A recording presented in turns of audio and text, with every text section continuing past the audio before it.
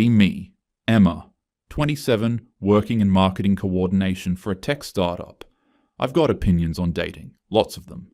My friends Jess and Alexa and I dissect male behavior like it's a part-time job. Why didn't he text back for 3 hours? What did he mean when he said he had fun? Men are so confusing, they never just communicate directly. We've had this conversation 100 times over mimosas and avocado toast. I've been on dating apps for years. I get matches constantly. It's not bragging, it's just reality. But finding someone who's actually worth my time? That's the hard part. Guys are either way too eager, boring, or way too aloof, playing games. It's exhausting trying to decode what they want. So when my brother Jake invited me on a trip to Portugal with his friends, I figured why not? I needed content for my Instagram anyway, and Jake had been bugging me to meet his crew for months. Jake's 32, a software engineer, and genuinely one of the good ones. Stable job, his own place, funny in a dad joke kind of way. He's been single for over 2 years, which I always found weird because he's a catch. But he'd mention dating struggles here and there, and I'd give him advice. Be more mysterious. Don't text back right away. Women like a chase. Standard stuff. His friends were a mixed bag. Marcus was 30, an accountant, average height, but fit and well-dressed, with a naturally charming personality. Dev was 29, a graphic designer, tall, artistic, introverted, but funny once he warmed up. And then there was Kyle, 28, in sales. He was maybe 5 feet 7 inches, balding a bit, but he made good money and honestly seemed like he tried the hardest of all of them. We landed in Lisbon on a Thursday afternoon. The energy was immediate. Cobblestone streets, pastel buildings, that European ease in the air. The guys were pumped. On the ride from the airport, Kyle joked about finally meeting Portuguese women and how he'd heard European women were more direct than American ones. I teased them. You guys need a game plan or something? Marcus grinned. Nah, we're just going to be ourselves. Kyle muttered, yeah, that's been working great so far. I laughed, but he didn't. Our first stop was a beach club in Cascais, music thumping, drinks flowing, beautiful people everywhere. Within 30 minutes of arriving, I got approached twice. One guy offered to buy me a drink, another asked me to dance. Both were decent looking, respectful. I politely declined both. Not really my type, and I wasn't in the mood. I noticed the guys trying to approach groups of women near the bar. Marcus talked to some British girls, smiling, leaning in, asking questions. They were polite, but closed off, giving one-word answers before turning back to each other. Dev tried chatting with a solo woman by the bar. The conversation seemed to go okay for 5 minutes. Then she said, "Nice meeting you," and walked away, mid-conversation. Kyle didn't even attempt anything. He just stood there with his drink, watching. Jake managed to dance with a girl for one song. Afterward, he asked for her Instagram. She gave it to him, smiled, and that was that. He messaged her that night with something light-hearted. She never responded. At dinner that evening in the Alfama district, outdoor seating, wine, twinkling lights overhead, the guys debriefed. Marcus looked genuinely confused. I don't get it. I thought the conversation was good. Dev shook his head. She literally just walked away while I was mid-sentence. Kyle stayed quiet, swirling his wine. I jumped in, trying to help. Maybe you guys are coming on too strong? Women like a little mystery. You have to make them chase a bit. Jake gave me a look, but didn't say anything. I pivoted to my own frustrations. Trust me, dating sucks for everyone. I've got guys who breadcrumb me, guys who ghost after 3 dates, guys who say they want something serious and then disappear. Marcus raised an eyebrow. But you've still got, 10 active matches right now? I shrugged. Quality over quantity. He didn't respond, just took another sip of wine. Later that night, back at the Airbnb, We were all sprawled out, scrolling on our phones. I was swiping through Hinge, getting match after match. I showed the guys a message some dude sent me. "Hey, beautiful, you look like you could ruin my life." "Wink face," they laughed. Dev said, "That's so cringe." Then Kyle turned his phone toward me. Check this out. His Hinge was open. 3 active conversations. One was clearly a bot asking him to follow her on Instagram. One hadn't responded in 4 days. The third had replied, "Ha ha," to his question and nothing else. "I've been on here for 6 months, he said flatly. I blinked. "Seriously?" He nodded. I looked at his profile. The photos were fine. Nothing amazing, but nothing bad either. His bio was normal. Love hiking, trying new restaurants, and pretending I'm good at golf. Looking for someone who laughs at bad jokes. "Maybe you need better photos," I suggested, handing his phone back. He just looked at me, then put his phone away. I told myself it was probably just his approach or something. The night ended, and I fell asleep feeling confident about the trip. It was going to be fun. We headed south to Lagos the next day, a beach town with ridiculous cliffs and turquoise water. The vibe was more relaxed, more party-oriented. We booked a boat party for the afternoon. DJ, unlimited drinks, swimming stops. It was exactly the kind of thing that should have been fun and easy. I got asked to dance within 20 minutes by a German guy with a man bun. We chatted for a bit. He was traveling solo, into photography, kind of pretentious but harmless. An Australian group nearby invited me to join them for a photo op by the edge of the boat. I was having a blast. The guys? Invisible. Marcus tried talking to a group of American girls sunbathing on the deck. They were polite. "Oh, cool." "Yeah, totally." But their body language was closed. They didn't ask him anything back. After a few minutes, he gave up and walked away. Dev attempted to join a conversation near the bar. A couple of women were talking about travel plans, and he chimed in with a story about backpacking through Southeast Asia. One of them smiled politely and then turned her back to him, continuing the conversation as if he wasn't there. Kyle didn't even try. He just drank and swam alone. At one point, a woman approached me and asked, "Is your friend Jake single?" I perked up. "Yeah." "He's great. You should talk to him." I introduced them. She was friendly. Asked him what he did for work. He said, "Software engineer." She said, "Cool." And after 10 minutes of polite small talk, she excused herself and went back to her friends. Jake's face fell. I thought maybe she was just shy, or not in the right headspace. It happens. The next day, we took a group surf lesson.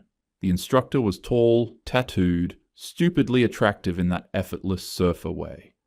He flirted with me casually, nothing overt, just eye contact and teasing comments. I was flattered, but not interested. I noticed he didn't really talk to the guys beyond basic instruction. Kyle tried joking around with 2 women in the lesson, something about how he was definitely going to wipe out first. They giggled politely, then moved to a different spot on the beach. Afterward, I pulled Kyle aside. "You're being a little try-hard. Just be natural." He looked at me like I'd just told him the sky was green. That evening, we hit a rooftop bar for sunset. The view was insane. Golden light spilling over terracotta roofs, cocktails in hand. I was taking photos for Instagram when a local guy approached me. Spoke decent English with a Portuguese accent. Asked if he could buy me a drink. I wasn't interested, so I politely declined. He smiled, said no problem, and walked away. 10 minutes later, Marcus approached a woman nearby with the exact same energy. Polite, offering a drink, respectful. She didn't even look at him, just said, "I'm good," without turning her head. Marcus came back to our table, visibly frustrated. What the hell did I do different than that guy who just talked to Emma? Jake, already a few drinks deep, said, "You're not 6 feet 2 inches with a jawline, bro." I jumped in. "That's not fair. Women aren't that shallow." Dev, who'd been quiet most of the night, leaned forward. "Then explain it." Jake took a long sip of his drink. "You want the honest answer? Watch this." He stood up, walked over to a different woman at the bar, similar age to the one who'd approached me earlier, similar look. Used the exact same opener the Portuguese guy had used on me, even mimicked the casual lean. She glanced at him, said, "No thanks," without smiling, and turned away before he'd finished his sentence. Jake came back and sat down. "Same words, same approach, different result." Dev muttered, "We could have told you that would happen." I felt something uncomfortable twist in my stomach, but pushed it away. I opened my mouth and couldn't. I had nothing. So I pivoted. "Dating is hard for everyone." Marcus snorted. "Sure." Later that night, back at the Airbnb, Kyle showed me another app conversation. He'd sent a thoughtful opener referencing something in the woman's bio. Asked her about a book she mentioned. She replied, "LOL." He followed up with another question. She unmatched. I stared at the screen. Maybe she's just busy, or like her ex texted her, or... Marcus cut me off. Or she just didn't think I was hot enough. It's that simple. I felt uncomfortable. I changed the subject and went to bed. But I couldn't stop thinking about it. The patterns were hard to ignore. The guys were being polite, straightforward, making an effort. And they were getting nothing. Meanwhile, I was turning down attention I didn't even ask for. I told myself it wasn't that simple. There had to be more to it. We flew back the following week. I slipped back into routine. Work, brunches with Jess and Alexa, scrolling apps before bed. But the trip kept replaying in my head. That Sunday, Jess, Alexa, and I met for brunch at our usual spot. Mimosas, overpriced eggs, the whole deal. Jess was spiraling because a guy she'd been seeing took 3 hours to reply to her text. "What does that mean?" she asked, staring at her phone like it held the secrets of the universe. Alexa jumped in. "Men play so many games. They never just say what they want." I almost said, "I don't think they do," but I stopped myself. It felt wrong, like I'd be betraying something. Then Alexa mentioned she'd gone on a date earlier that week with a guy who told her on the second date that he was looking for a relationship. "It was way too intense," she said. "I ghosted him." I felt a weird pang in my chest, but didn't say anything. A few days later, I invited Jake to a happy hour with some co-workers. I had 2 single friends there, Rachel and Brianna, and I'd hyped Jake up to them beforehand. "He's smart, stable, funny. You guys would love him." Jake showed up looking good. Clean cut, jeans and a button down, smelling like actual cologne. He was engaged, asked them questions, shared stories, laughed at their jokes. I thought it went well. Later, Rachel pulled me aside. "He's nice, but I don't know. No spark." "What does that even mean?" I asked. She shrugged. "Like, he's just not exciting, you know?" Brianna was more blunt when I asked her. "He's not really my type. I usually go for taller guys." Jake is 5 feet 10 inches. I felt weirdly defensive, but also... I understood. I'd done the exact same thing a dozen times. A few days later, I went to Jake's apartment. He looked tired. We sat on his couch, and he opened up in a way he never had before. I've been trying for 2 years," he said quietly. "I'm polite. I'm clean. I have a good job. I'm not a creep. I ask women questions. I plan dates. I pay. I follow up. And it's just nothing. They ghost. They flake. They friend-zone me. I'm exhausted." I wanted to help. "Maybe you're being too nice? Women like confidence." He looked at me, frustrated. "I am confident. I just don't treat women like shit. Apparently, that's the problem." I felt defensive. "That's not true. Women don't..." He pulled out his phone, opened Hinge. 3 matches in 6 months. All 3 had ghosted after a few messages. One of the profiles looked familiar. I squinted. Wait, is that Emily? From my yoga class? He nodded. I knew her. She was constantly complaining about how guys don't want anything serious. My brain short-circuited. That night, I couldn't sleep. I opened my own apps. 47 active matches. I hadn't responded to most of them. I scrolled through, looking at profiles I'd swiped left on earlier that week. One guy. Good photos, stable job, funny bio. 5 feet 9 inches, left. Another, 5 feet 8 inches, teacher, loves dogs. Left. Another, not the most photogenic, but his bio seemed genuine and sweet. Left. I stared at my screen, feeling something uncomfortable settle in my chest. I didn't want to name it. I'd been avoiding Jake's texts for a few days. Not on purpose. I just didn't know what to say. Then he asked me to come over on Saturday. Said he wanted to talk. I showed up expecting, I don't know, an apology? A venting session? Instead, Jake and Kyle were both there, sitting in the living room. Kyle looked like he'd been waiting for this. Sit down, Jake said. Not unkindly, but firm. I sat. Kyle didn't waste time. Emma, you keep saying men are complicated, so explain to me, what do men actually want? I blinked, caught off guard. I don't know. It depends on the guy. Nope, Kyle interrupted. Simple answer.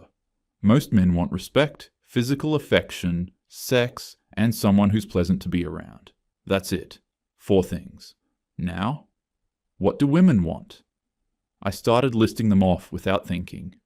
Emotional intelligence, good communication, financial stability, ambition, humor, confidence but not arrogance. Someone who plans dates but isn't too eager. Tall.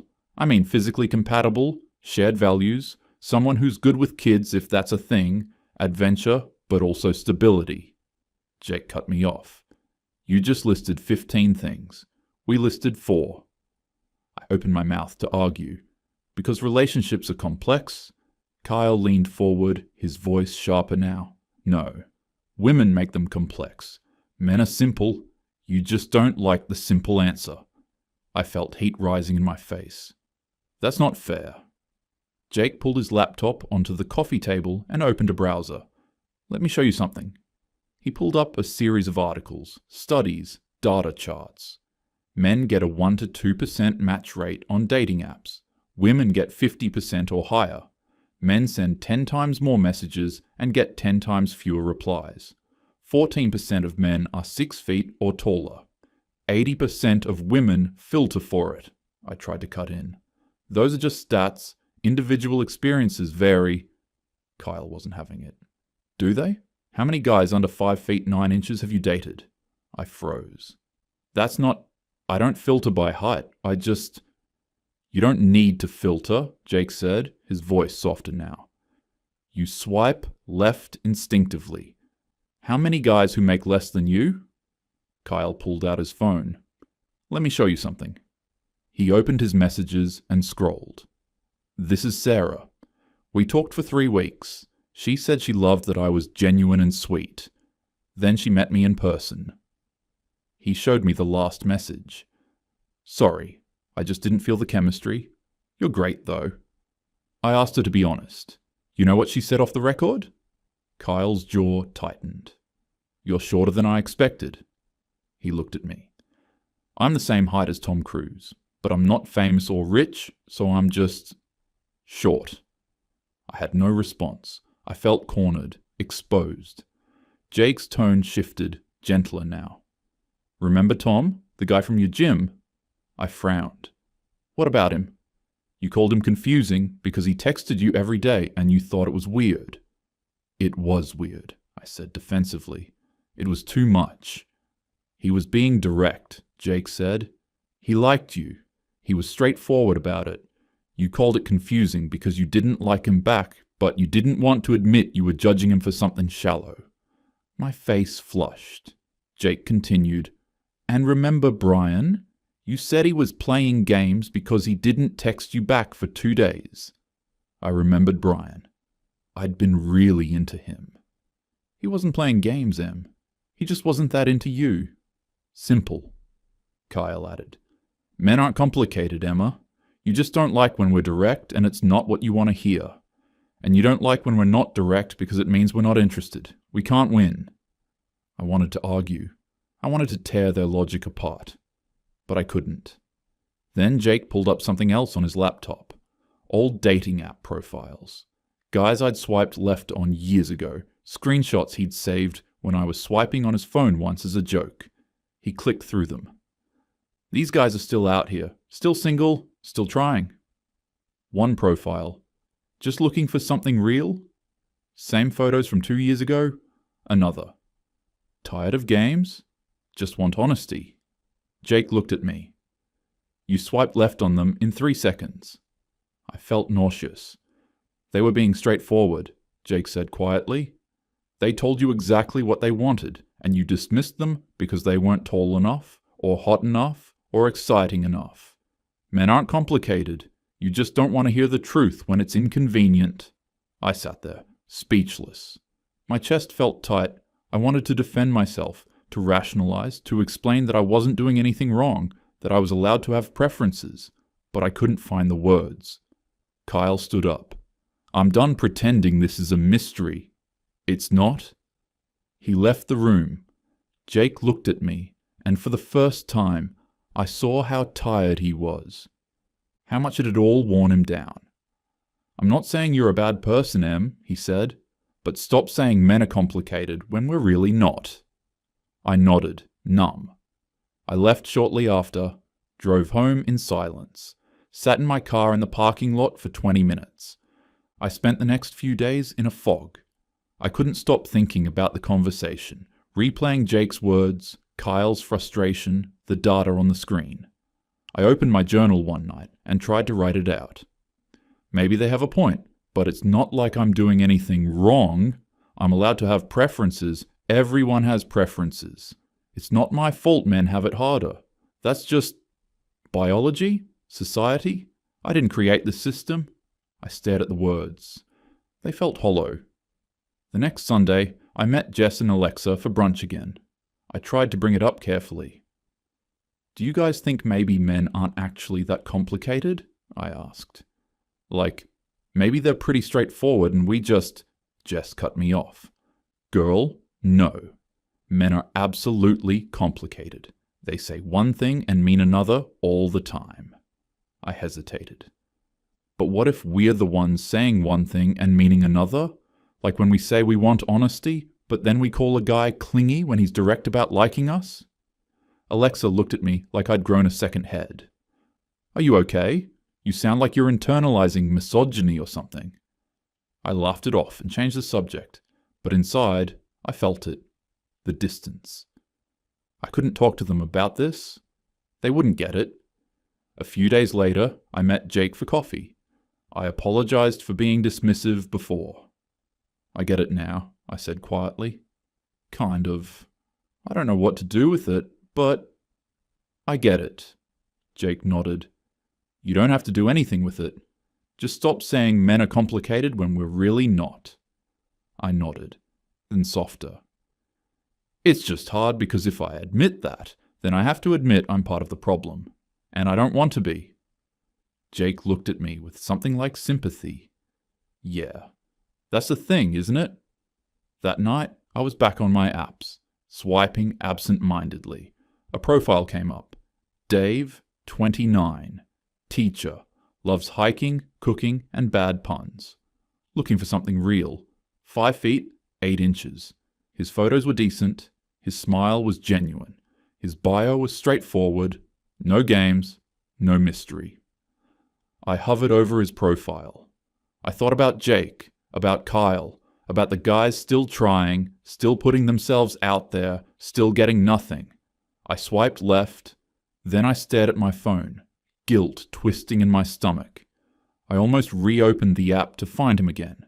I didn't. I locked my phone and sat there in the silence, the discomfort settling over me like a weight I couldn't shake. I knew. I finally knew.